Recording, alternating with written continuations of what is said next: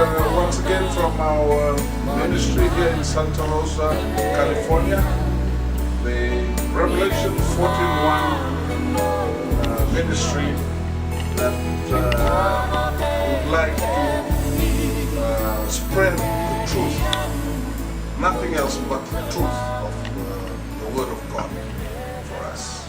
The topic that we've been covering in this last few weeks is about the 144,000. You see that we're spending a lot of time on this topic, not only because of the name of this ministry, but because this topic too has not really been studied in depth in the past. We've just skimmed over the topic and we haven't really dug for more truths and more light.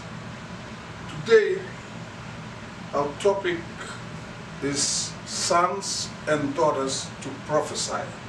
Sons and daughters to prophesy. Let us just quickly review what we've talked about last week.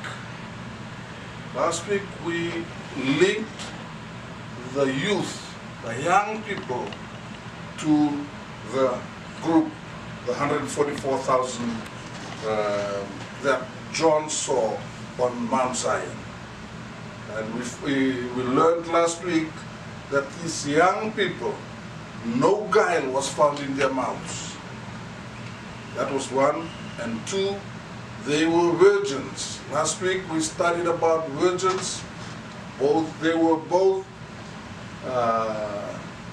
literal virgins, physically they were virgins, and two, they were symbolically virgins symbolically, because they were not attracted to other gods apart from God Himself.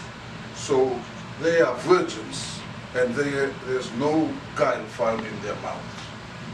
So these are some of the characteristics we find in these young people that we've linked together with the 144,000. So let's look at one verse in the Bible that talks about the youth or the young people. And maybe can we read together? It's found in Joel chapter 2, verse 28. Joel chapter 2, verse 28. Let's read 2, 3. And it shall come to pass afterward that I will pour out my spirit upon all flesh, and your sons and your daughters shall prophesy. Your old men shall dream dreams, your young men shall see visions. Okay, so that's by the prophet Joel in the Old Testament. He's saying that sometimes in the future, your young people, your young women and young men are to prophesy. They are to prophesy. So what do we mean by that? What's prophecy? Let's have a look at the word prophecy. This is what the online dictionary says about the meaning of prophecy, or to prophesy, and which the young people will be doing.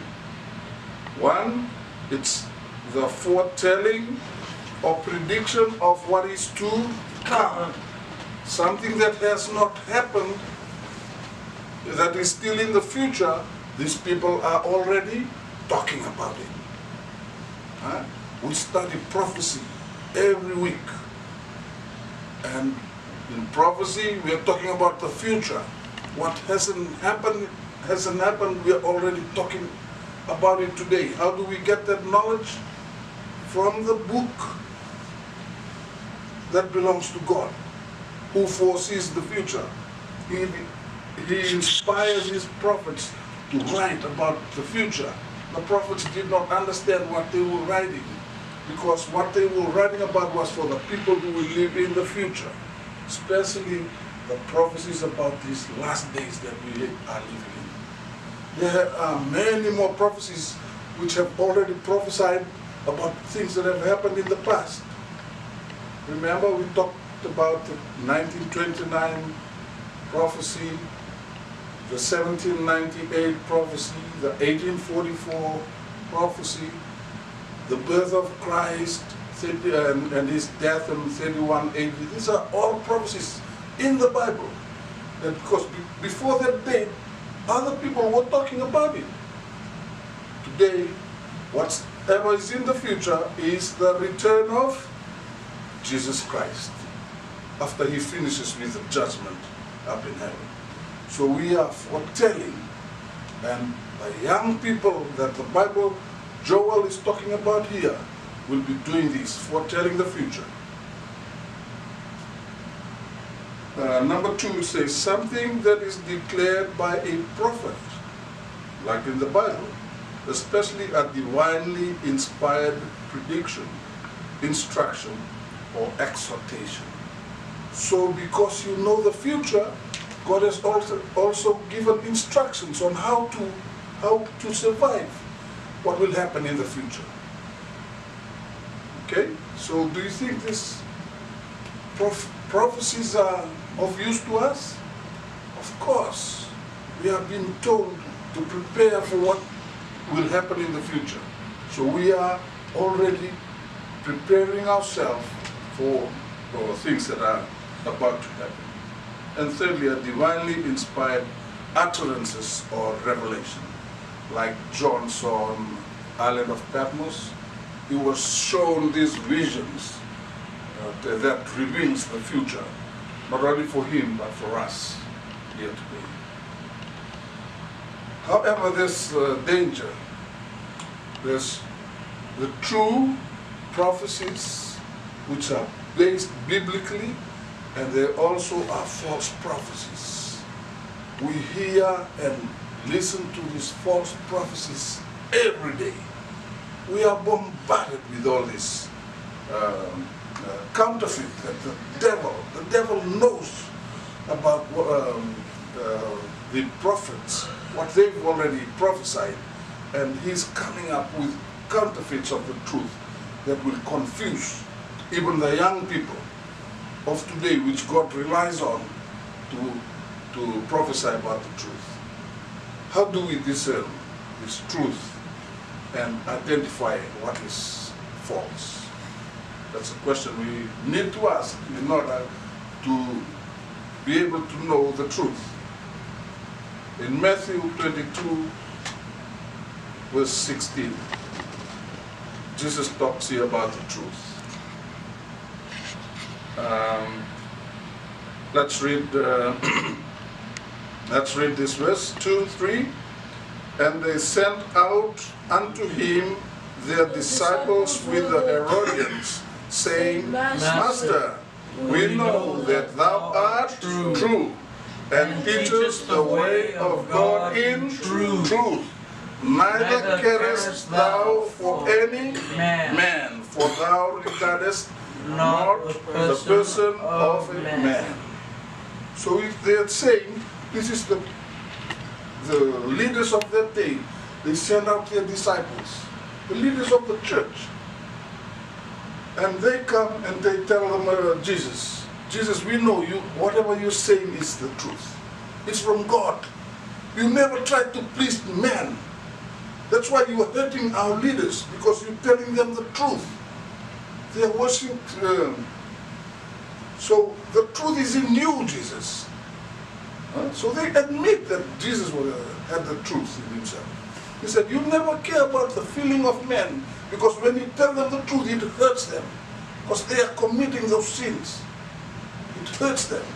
But you don't care about them, because you want that man to live, change his ways, and live a good life. So that's the truth. That's how the truth works.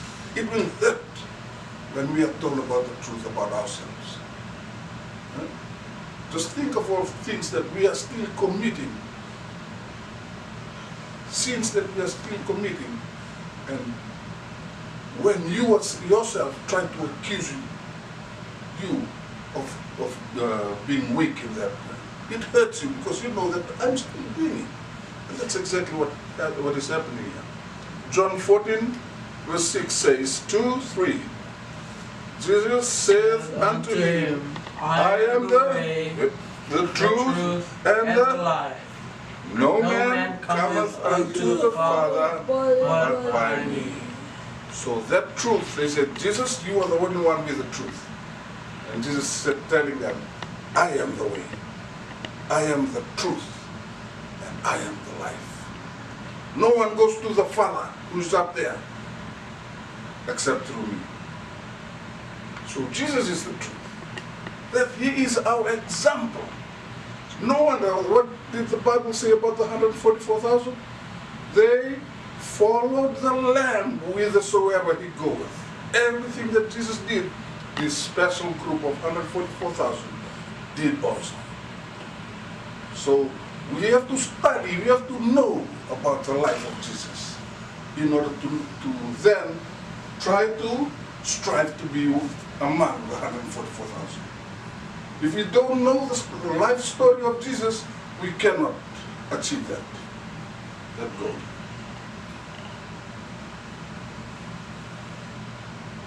For a young person to be prophesying, he needs to study prophecy. A young person who will prophesy will, in the first place, be a student of prophecy. He'll have to study prophecy. Only then that the light will come in. You have to study and pray about it. Then, when those are prophecies that have already been interpreted for us. The 144,000, very little, are talking about it. So these are some of the prophecies that we need to be enlightened on. That has already been interpreted for us. They should be aware of the signs of the times. Those signs of the times will only be known if you are aware of the prophecies. So this group of young men and young women will be aware of what's happening. They will read the news and it will be meaningful to them because they see prophecies being fulfilled on a daily basis. They will be actively living a life of awareness rather than being a hypocrite, speaking and living differently. That's how most of us live today. We talk about prophecies and we know how we should live, but we continue to live our own lives instead of following the godly life that God wants us to live. We are hypocrites. So our preaching and our life should be going the same route. That's how the 144,000 will be living. They won't be hypocrites like the way we live today. Let's see what the Spirit of Prophecy says about this topic in Acts of the Apostle, the book Acts of the Apostle, page 41, verse 1. Can we read the first two sentences together? 2, 3. In answer to the accusation of the priests, Peter showed that his demonstration was in direct fulfillment of the prophecy of Joel, wherein he foretold that such power would come upon men to fit them for a special work. Let's stop there. So the priests, the leaders of the church, were accusing Peter and the disciples of what was happening. Where? Right there in Jerusalem. What was happening? This was in the day of Pentecost. They were speaking different tongues, different languages. Have you seen that happen in the churches today? Yes. People speaking in tongues? Is that what was happening right here then? Well, in another topic we'll find out the difference between what was happening here on the day of Pentecost to what we are seeing, witnessing even on TV today. There's a big difference.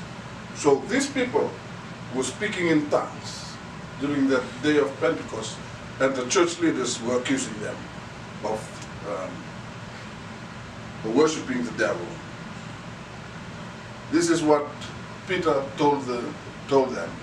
Ye men of Judea, the Jews, you men of Judea, and all ye that dwell in Jerusalem, be this known unto you, and hearken unto my words, for these are not drunken, as you suppose, seeing it is but the third hour of the day. It's early morning. These people are not drunk from the wine. It's only 6 o'clock in the morning or 9 o'clock in the morning. And it shall come to pass in the last days, saith God, I will pour out my spirit upon all flesh, and your sons and your daughters shall prophesy, and your young men shall see visions, and your old men shall dream dreams. So he's telling them what is happening out there.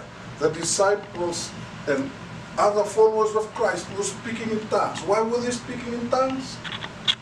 Because in Jerusalem people came from all over the world to celebrate that Jewish festival.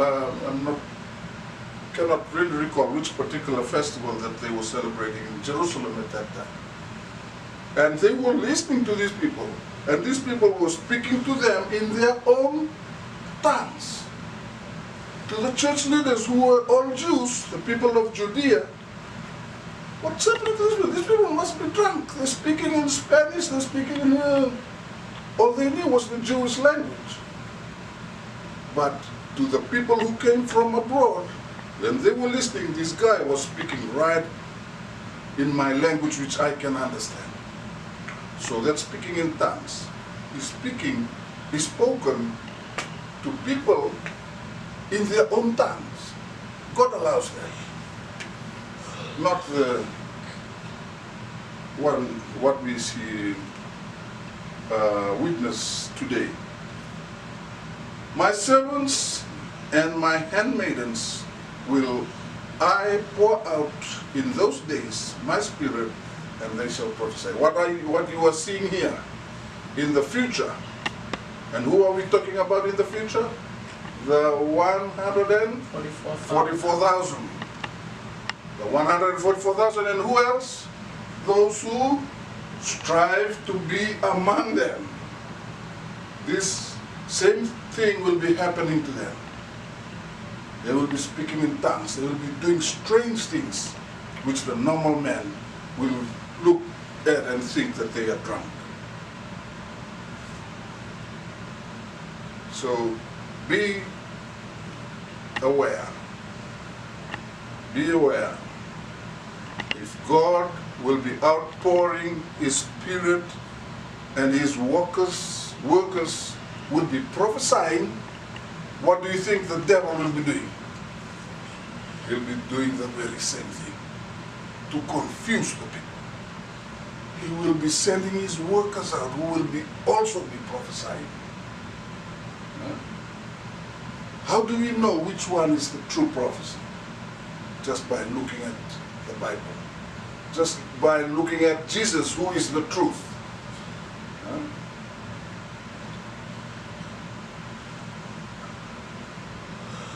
Today we hear a lot of young people prophesying. I heard about a young person who was talking about his experience. He died, and then he was taken to heaven, and he was shown people being burnt alive, and he went into a room and he saw some spare parts, the hand, the arm, the legs. Do you think that's the truth? Many people believed in his story. Lots of people were misled. Why? Because he was saying this in church, and people believe that it's the truth. The false teaching is coming right inside our own churches. So you have to be aware. God does not want people to burn alive and continue to suffer. That's not the truth. So once you realize that one of the part of that story is not the truth, forget about the whole thing. That must be from the devil, not from God. They realized their calling, these 144,000. The usefulness of young men who feel that they are called by God to preach depends much upon the manner in which they enter into their labor, how they live their life. That is what determines their usefulness. So we already talked about preaching and living it. That's how these young people will act in these last days. Those who are chosen of God for the work of the ministry will give proof of their high calling, and by every possible means will seek to develop into able workmen. So these people are very active. They want to be useful. They will endeavor to gain an experience that will fit them to a plan, to organize, and to execute. Sounds like something from a workplace, but that's how the people of God should be too. They should plan things out and execute them, appreciating the sacredness of their calling. They should realize that what they are doing is from God and treat it as such. It's from God. They become more and still more like their master, revealing his goodness, love, and truth. So as they do this, they become more and more like Jesus, who is their master. And as they manifest earnestness in improving the talents entrusted to them, the church should help them. This is what the spirit of prophecy says. The church should help them. But first of all, the church should realize who these people are. Church to help them. We note here today that established churches of today, like the ones of old during Jesus' time, was so hierarchical that it was almost impossible to penetrate. That's what happened during Jesus' time. There was so many levels, just like an organization chart. To get a project done, you have to go through all this. Everything should be done in accordance with the set rules and regulations. These are good because it keeps everything in order, but it has slowed down the work of God. It is an impediment to the progress that these young people will be interested in. They would like to go out and preach. And if the church doesn't help them, you know who will. The church that worked during that time, the Bible records, all the synagogues in Palestine were close to them because the organization started to work against them. If these people come into your churches, close the door. They shouldn't be preaching in there.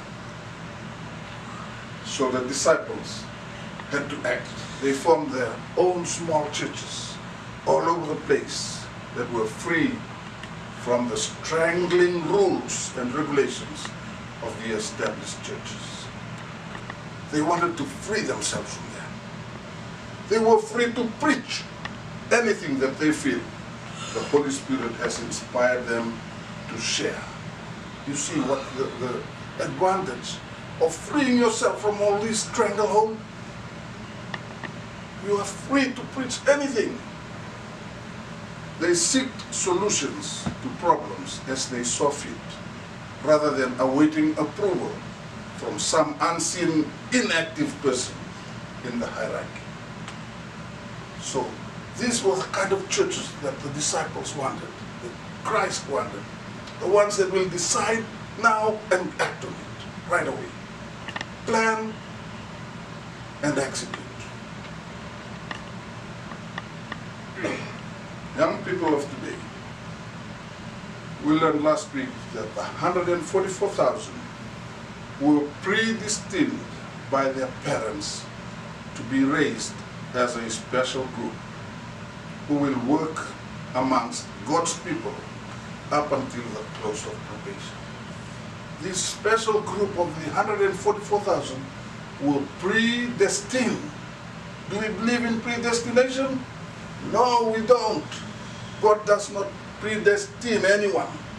But these parents, the young parents of the 144,000, even before conception of their children, they are telling themselves, we will have this child, and this child will be one of the 144,000. We will raise him to be sinless as he grew up.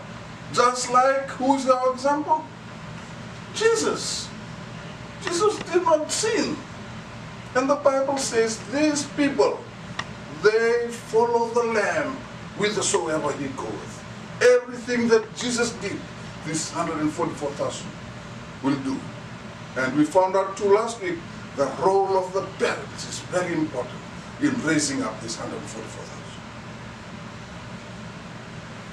The 144,000, though, will be alive and around during this time, but like Noah, they will be shielded from harm, because they will be living after the close of probation will be the wrath of God, the 7 last plagues.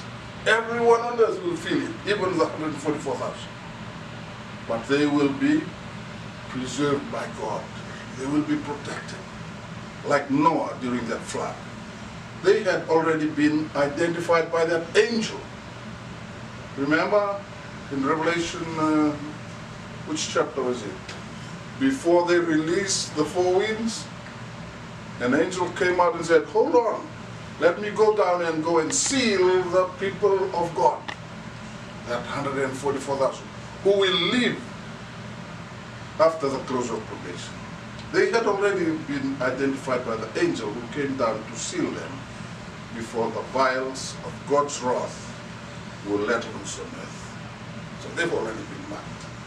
They are safe, even though they'll be going through that hardship, that hard times, together with the wicked who are all around them. Calling for the young today, for our youth, this is our calling.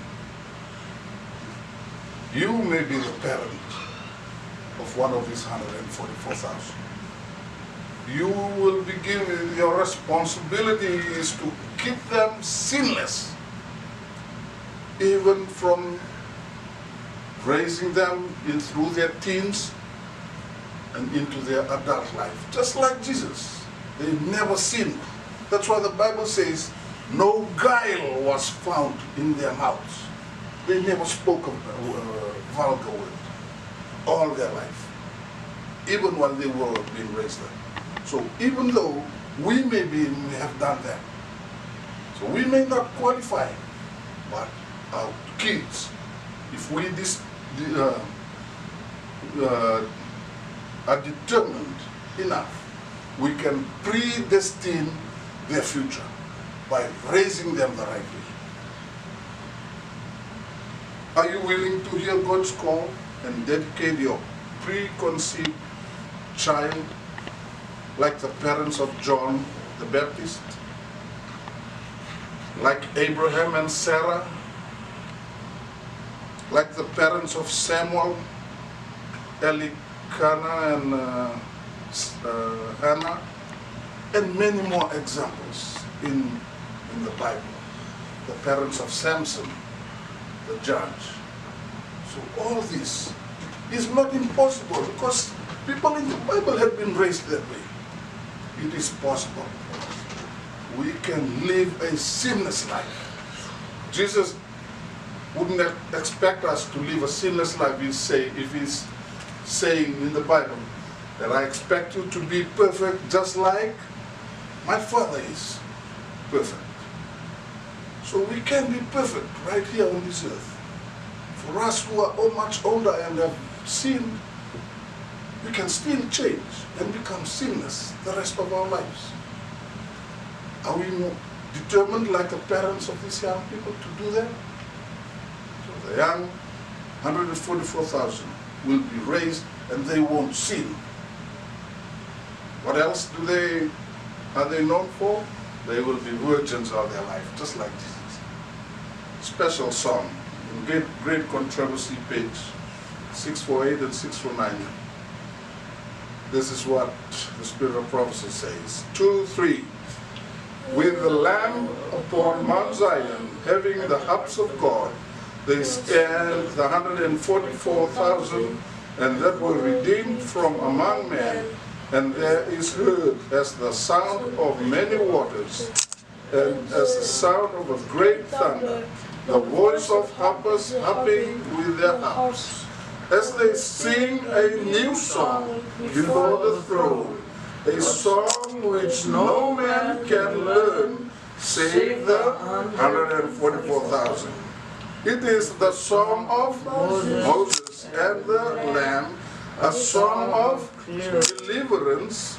None but the 144,000 can learn that song, for it is the song of their experience. No one else have had that experience except the 144,000.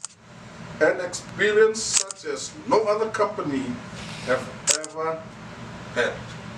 These are they which follow the Lamb whithersoever he goeth.